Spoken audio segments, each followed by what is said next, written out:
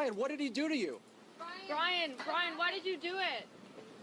You want to apologize, Brian? What's going on, guys? Hey, I want to come back to you. I wanted to bring you a story. Kind of a sad story out of Brooklyn, New York, about a young social justice advocate by the name of Ryan Carson, who was killed, stabbed to death on the streets of Brooklyn about 4 in the morning the other morning. He and his girlfriend were on their way home from a wedding, and he was stabbed to death in a seemingly unprovoked attack right there in Brooklyn. Stabbed to death, stabbed 3 times, piercing his heart. And the guy died right there on the street. And again, it's not funny, but it's kind of ironic, man, because again, the people that he advocated for, again, killed him. He was killed by the folks that he advocated for. We truly have got to understand. We can't look the other way when anyone commits crimes. White, black, doesn't matter. If you commit crimes, if you're out there doing bad things, you need to be locked up. End of story. And again, they're trying to pass this guy off as the guy who killed him off as mentally ill or whatever. And I'm sure he is mentally ill. But we truly have got to recognize, man, that does not matter. You know, I mean, think about this for a minute. During the Daniel Penny, Jordan Neely situation back in the spring, you know, again, a young white man, you know, again, he put this black guy, Jordan Neely, in a headlock, which again, Jordan Neely unfortunately passed away. Well, if you want to call it unfortunate, I mean, he passed away. The guy was threatening people's lives on the train. Daniel Penny stepped in, put him into a headlock, and the guy died as a result. And we have got to understand why people need to be vigilant, to react to situations like what Daniel Penny did. Because again, we don't know that. I mean, he could have killed people like this guy did.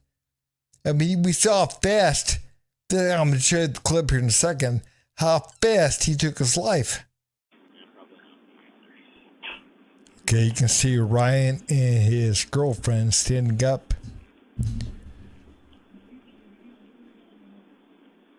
They walk that direction.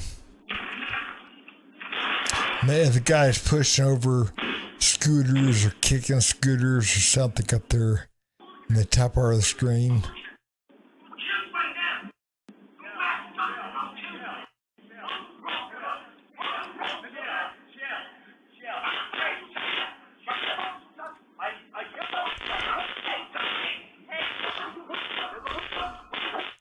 We're going to stop right here, but the guy, Ryan turns around a second. Actually, before he turns around, he runs into the bench, trips, falls, and the guy stabs him. And of course, he passes away. And again, we truly got to recognize, guys, that when somebody is doing that kind of stuff in the streets, you walk the other direction. You cross the road, you walk around them. Like you don't walk past them, you don't engage with them. We have truly get to recognize, man, people, they're stupid. I mean, these social justice advocates or whatever Brian was, man, his girlfriend is, we have truly get to understand. I mean, you don't do that. These people, the people that they're trying to advocate for, they say they're trying to help. I get they're not really trying to help them, because if they were really trying to help them, they would be held to account for what they do.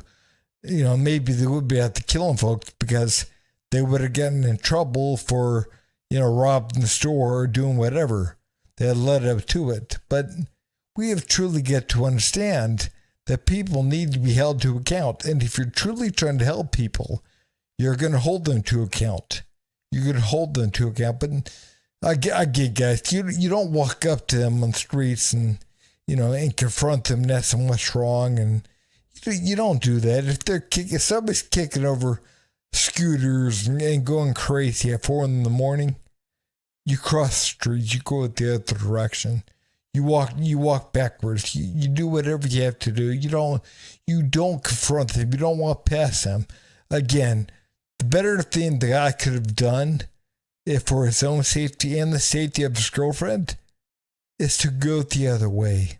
Again, the criminals have the upper hand. They truly do. But anyways, his Black Lives Matter girlfriend, allegedly, I don't know this for sure, but allegedly, was kind of giving the cops a difficult time when they were initially investigating the death. We have truly got to understand that, both Ryan Carson, the guy who died, and his girlfriend were Black Lives Matter supporters. The girlfriend was some kind of big Black Lives Matter advocate. And they championed things like during the riots of 3 years ago, they championed things like these police stations that were burned down.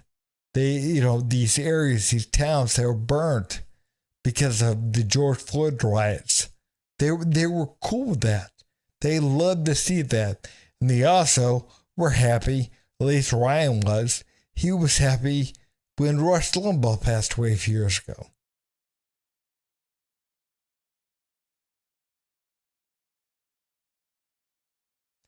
So again, we have truly got to understand that's the kind of folks that we're dealing with. And he was killed by the very folks that he advocates for.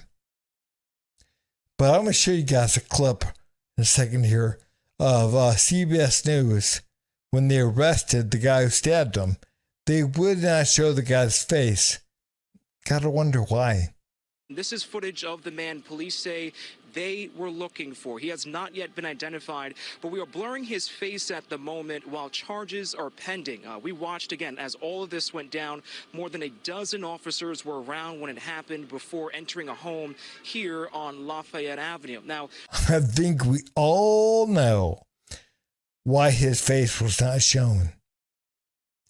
And again, remember 6 months ago with the whole Daniel Penny situation with Jordan Neely?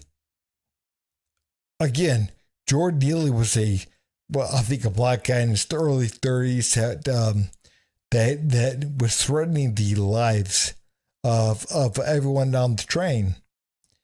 And Daniel Penny put him in a white man, a white former Marine, put him in a chokehold, put him in a headlock, whatever. And Jordan Neely passed away.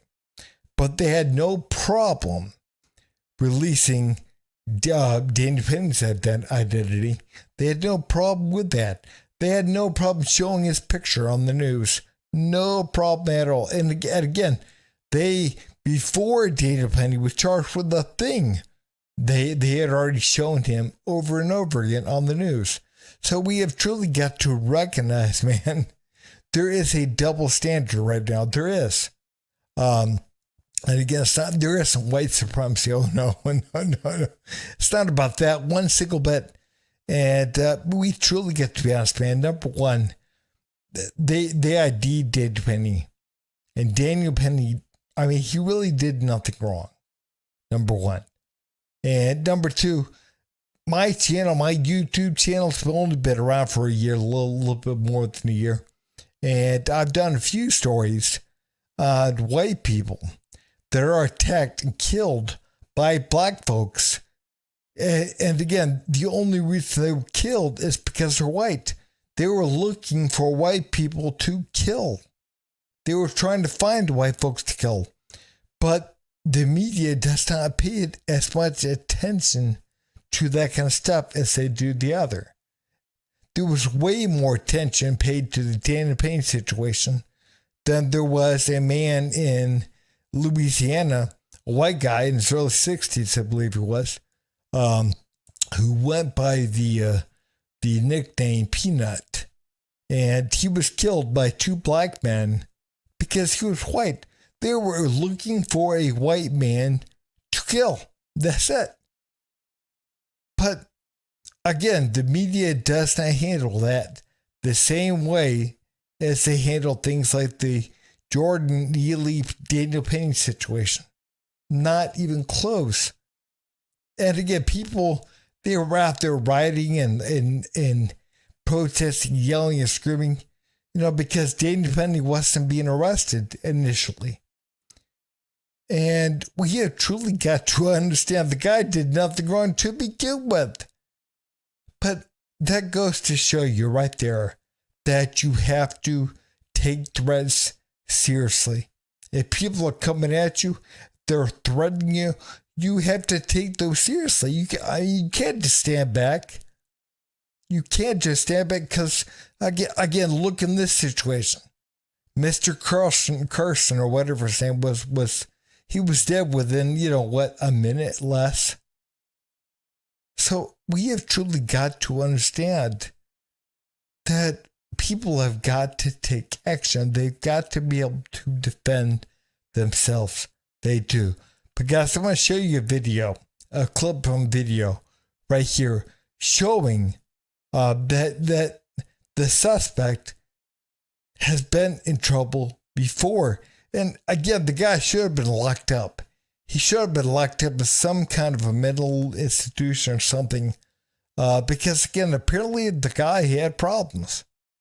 But guys, watch this. What we've learned about 18-year-old Brian Dowling is that there appears to have been a summons from last year for disorderly conduct, and that just a couple months ago, after Dowling was in an argument with his girlfriend at her apartment, he was breaking things, and it actually led to his aunt calling 911 and describing him as emotionally disturbed. There's a lot of thoughts that maybe there's a mental health aspect to it, but certainly it is a brutal murder that happened with this man stabbed to death in front of his own girlfriend. We know. I think all of us know what's going on here. I think we do. But nowadays, in our world, in our country, the way things are now, you can't think, something bad about a young black man in a hoodie at 4 o'clock in the morning, kicking stuff over or whatever. Man, again, because you're a racist. If you dare see them as a threat, then you're a racist. You're a bad person. Again, guys, we have got to understand that being called racist may save your life. It may save the life of your girlfriend, your wife, your kids. We have truly got to understand that. We got to recognize that, again, less than 13% of the population commits over 53% of all violent crime in this country.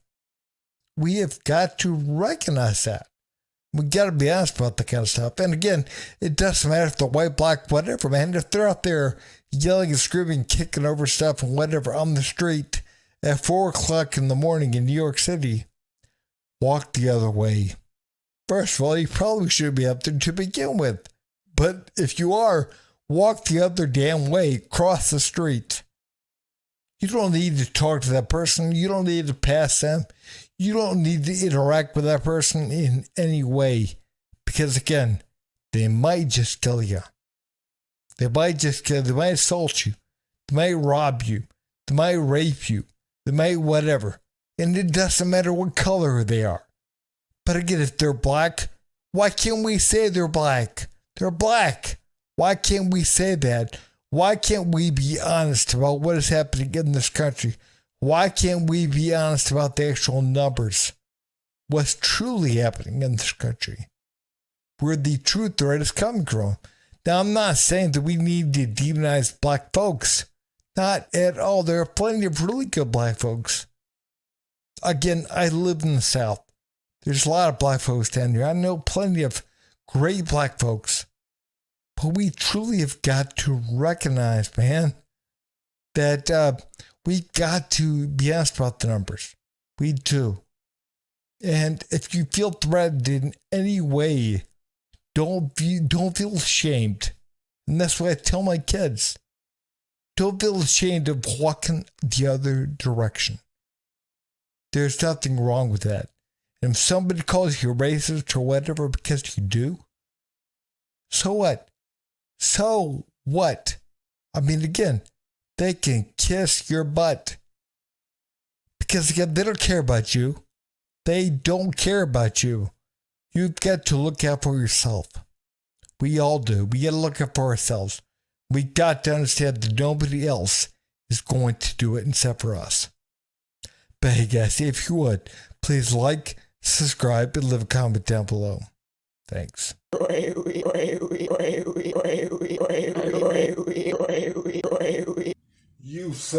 You son of a.